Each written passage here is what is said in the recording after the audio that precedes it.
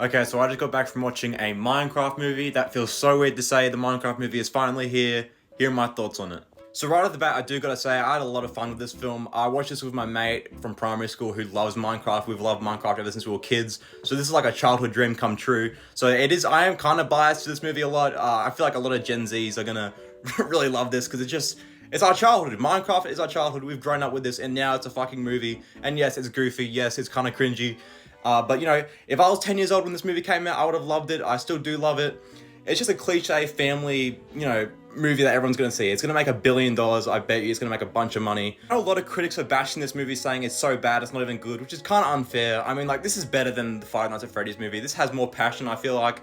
I feel like all the actors who worked on this movie kind of knew what it was going to be. I mean, like, none of them really understand Minecraft that much if you've watched the interviews, so it doesn't really matter. It does reek of studio interference. I mean, just judging by the first 30 minutes of the movie, you can tell. I'll get into spoilers. The opening I really liked. It started off with the classic Minecraft theme, which touched my soul. We learn about Steve's backstory. He was a regular human who hated life and wanted to escape into Minecraft world, like, don't we all? He finds like the MacGuffin of the film, which is like the blue cube that you see in the trailers. It looks like the Tesseract, and it's basically the portal between the overworld and the real world.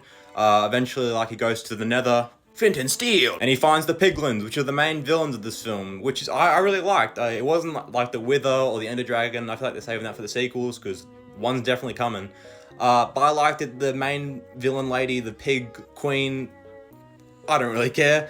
Her, like, son is called General Chungus, so you can tell that it's not even taking it seriously.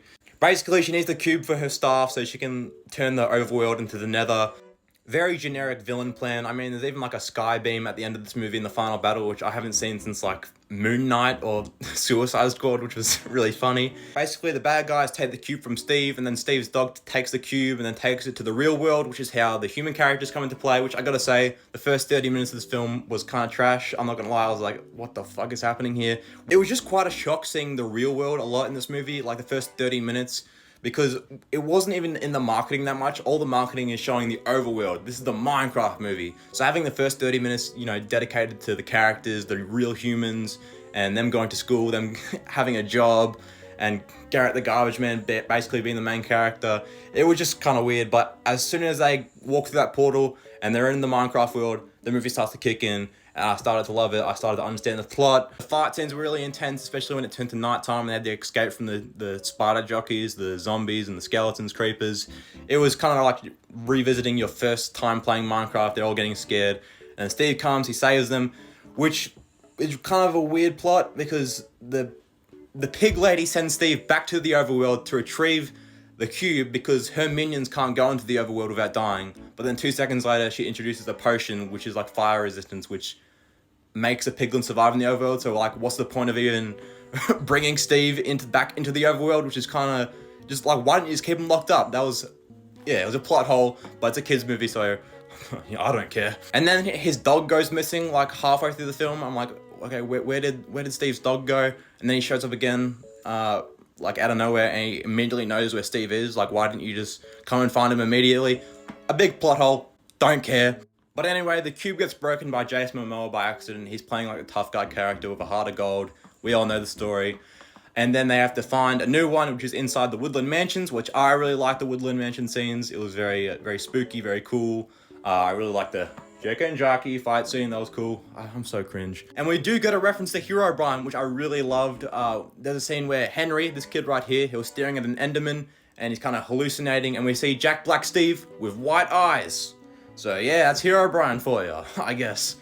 So then after they get the second cube and they leave the mansion, the bad guys come again and they steal the cube a second time, and Jason Momoa like fake dies, like he dies in an explosion, but we all knew he wouldn't because we've seen the trailers, he survives. And then the final battle commences, and I thought this final battle was super sick.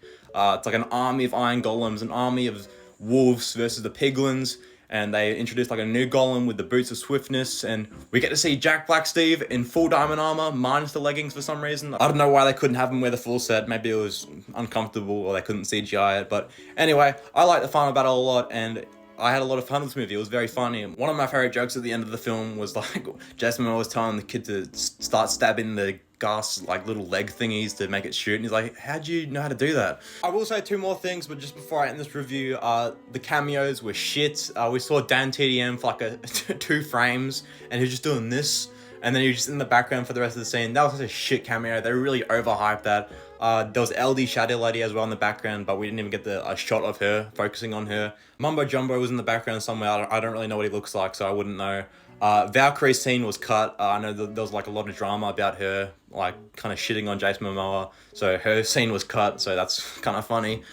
That's just my thoughts on the Minecraft movie. Thank you so much if you made it this far through the video. I really appreciate it. I'll see you guys later. Bye bye.